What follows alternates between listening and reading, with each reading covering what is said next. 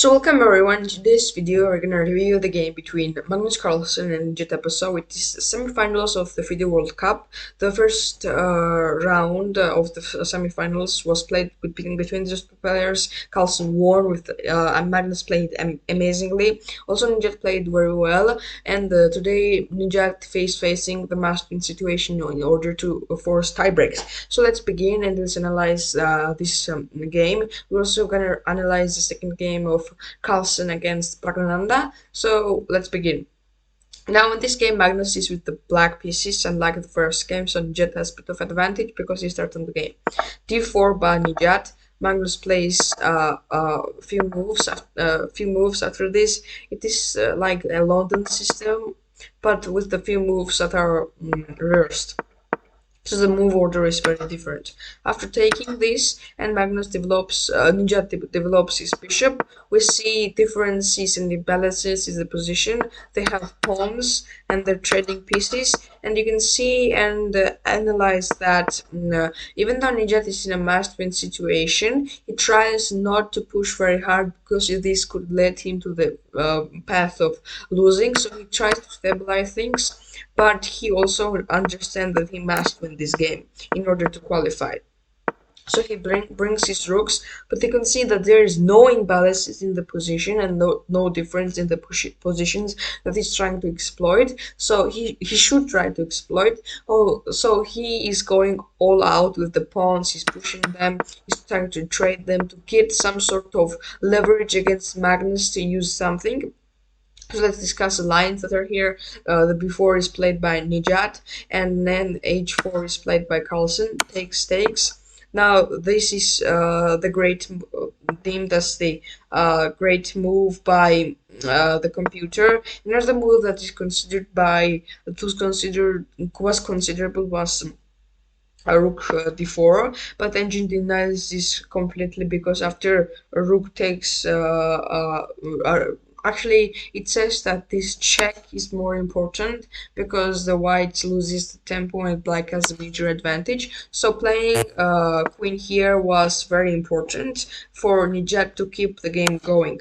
After takes we can see Magnus is slightly ahead, but it's almost like nothing. Magnus has no advantages. His game is almost a dead draw. After rook c7, g4, and rook c5, Nijat and Magnus spend a little bit more time on the clock. The clock situation is almost equal, and Nijat tries to push his pawn to get advantage against Magnus to activate his rook and somehow be able to win the position, which is so drawish. After Magnus doesn't take the pawn, does like accept the sacrifice of the pawn because he doesn't want the doubled isolated pawns, he plays rook e8, and after takes, we can see this is the almost like non-winnable position. Now both players have realized that they can't win, but they're still going to play because there were many instances in this tournament, in other tournaments, where they played and the end games and players made mistake, absolute blunder. So this could happen also, and Nijat's last hope is that Magnus is gonna make a blunder because this position is almost unwinnable for any player. It is just like a dead draw. Now Nijat is trying to mobilize his pieces. Engine says that Nijat plays some great moves because in order to stay in the position, he has to play the best moves. Even though Nijat tried, I think in this position still Magnus has some sort of advantage because he's trying to push Nijat and he's really pushing him. And Nijat, even though Magnus is only for the draw here, Nijat is still trying, and we see the brilliant move by Nijat, and this move is actually brilliant for several reasons, because after, let's say, Magnus makes this basic mistake and takes, Nijat can play this, and whether you move your bishop, and after this you're gonna get destroyed because Nijat is gonna promote. So brilliant move by Nijat, but Magnus doesn't take this and goes with the check. Then Magnus drops. Then Nijat drops back, and Magnus has 1 point advantage. This is almost over. Nijat is just like thinking like this is over. And now we can see that after a few moves later, after a bit of a fight, Nijat is gonna accept this position, and it's a draw.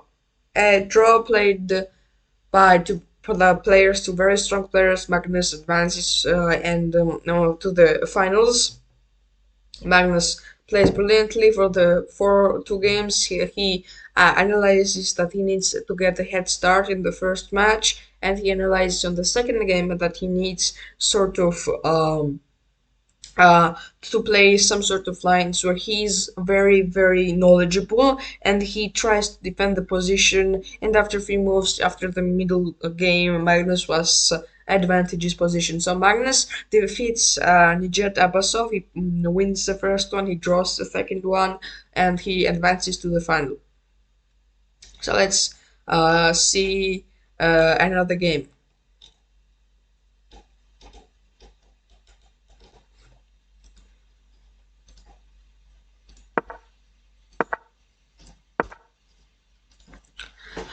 So welcome back. We're in our second game, second semi-finals of the Fide World Cup. This was against Caruana and Praggnanandhaa, the American Grandmaster and the Indian Grandmaster. They are playing amazingly. They drew the first game. You can see my review of it. So let's begin. Praggnanandhaa starts with d4.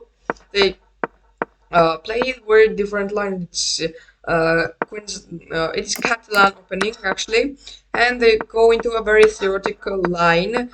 And even though they play some sidelines, they understand the position very well because Catalan is very well known. After Praggnanandhaa plays knight f3, which is a mistake, Caruana has a very big opportunity there.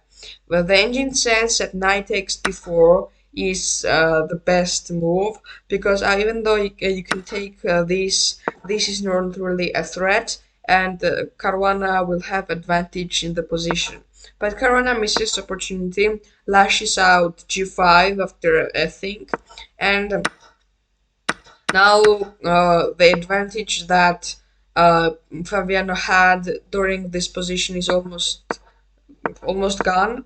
But even though he has some initiative, and every player that is playing this game understand that, Praggnanandhaa still, just like the first game, defends like a lion. He just goes with it. He is attacking aggressively, but he also knows that he's in a defensive position. After 3 moves, this position is almost also the draw.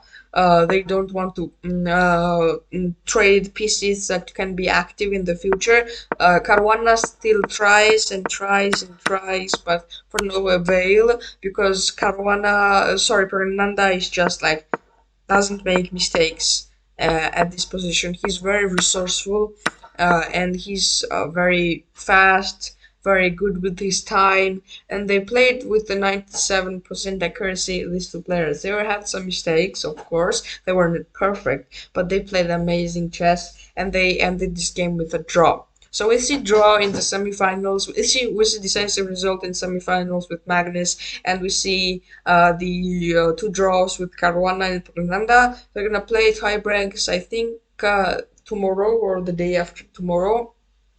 But these games were amazing. Be sure to check out my Twitch channel, like this video, subscribe to the channel, and check out the other Grandmasters games and other games between top Grandmasters to improve your level of chess. Thank you for watching. Goodbye.